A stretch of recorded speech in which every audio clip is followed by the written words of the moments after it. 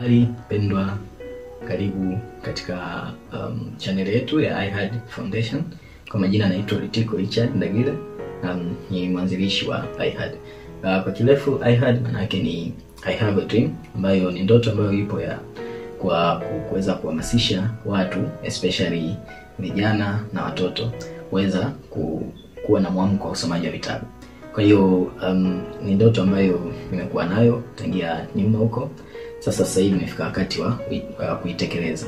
So tuna grupu la WhatsApp ambalo huwa tunajifunza vitu mbalimbali, tunajifunza vitabu vyenye mambo mbalimbali, mambo ya kiuchumi, mambo ya kijamii, mambo ya kiroho, mambo ya kisiasa, ili tuweze kujua mambo yote kiujumla, yaweze kutusaidia katika kuchanganua nini cha kufanya, nini sio cha kufanya.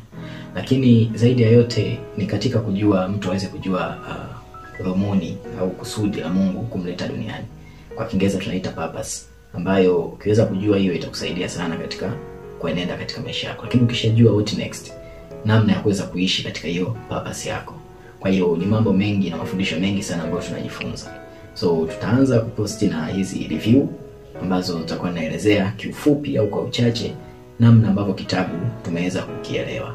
Kwa hiyo tunaamini itakupa chachu ya kutafuta kitabu ili uweze kukisoma kiundani zaidi, ili na wewe umwambie na mwingine na mwingine na mwingine, ili mwisho wa siku tujenge tabia za usomaji wa vitabu. Tukumbuke vitabu vimeandikwa na watu ambao ni intellectuals, watu ambao kama sio intellectuals basi ni wale watu, ninaposema intellectuals, wale watu ambao yani ni wasomi.